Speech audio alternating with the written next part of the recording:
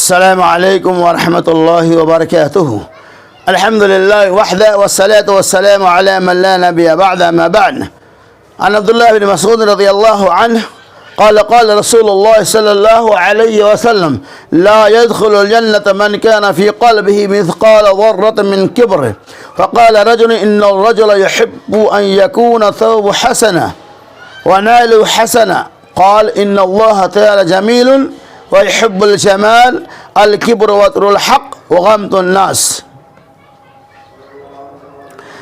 حضرت عبداللہ بن مسعود رضی اللہ تعالی عنہ کہتے ہیں رسول اللہ صلی اللہ علیہ وسلم نے ارشاد فرمایا: جس کے دل میں ایک رائی کے دانے کے برابر بھی تکبر ہوگا وہ جنت میں نہیں جائے گا۔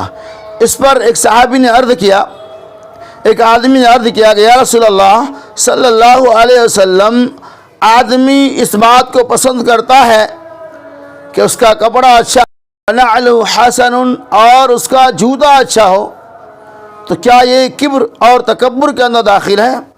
ان یکون ثوب حسن ونعلہ حسن، وہ اس بات کو پسند کرتا ہے کہ اس کا کپڑا بھی خوبصورت ہو، ونعلہ حسن، اور اس کا جوتا بھی خوبصورت ہو، کیا یہ ساری چیزیں کبر اور تکبر کے اندر داخل ہیں؟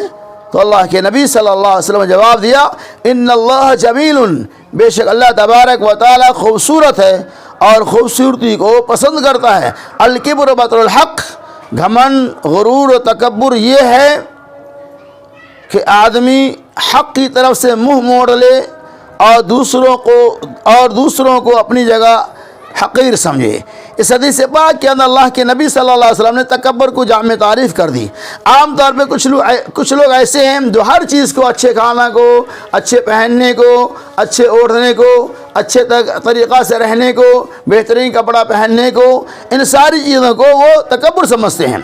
نبی صلی اللہ علیہ وسلم نے حدیث پاک کے اندر واضح کر دیا کہ اچھا پہننا، اچھا کھانا، اچھا کپڑا استعمال کرنا، بالوں کو سنوار کر رکھنا، جوتے اور چپل کو اچھے ڈھنگ سے پہننا، یہ ساری چیزیں تکبر کے اندر داخل نہیں ہیں، بلکہ یہ تو اللہ کی نعمت ہے۔ یعنی اللہ نے آپ کو جو نعمتیں دے رکھی ہیں ان نعمتوں کا بھی اظہار کرتے ہیں۔ ہاں، ایک بات یاد رکھیں، ان تمام چیزوں کے ذریعہ آپ کو کسی کو ایذا پہنچانا مقصود نہ ہو۔ اچھا کپڑا پہن کر آپ غریبوں کو تکلیف نہ دیں، اچھا کھانا پکا کر دوسروں کو تکلیف نہ دیں، یا بہترین جوتا پہن کر آپ تکبر کا شائبہ بھی داخل نہ کریں۔ اگر یہ ساری چیزیں نہیں ہیں تو الحمدللہ اللہ نے دیا ہے، تو آپ جتنا چاہیں، جس انداز میں چاہیں، جس طرح سے بھی چاہیں آپ خرچ کر سکتے ہیں۔ اللہ کی نعمتوں کے پائے جانے کے بعد انسان یہ سمجھتا ہے اچھا پہننا، اچھا کھانا، اچھا اوڑھنا، اچھا کپڑا، جوتا، چپل وغیرہ کا استعمال کرنا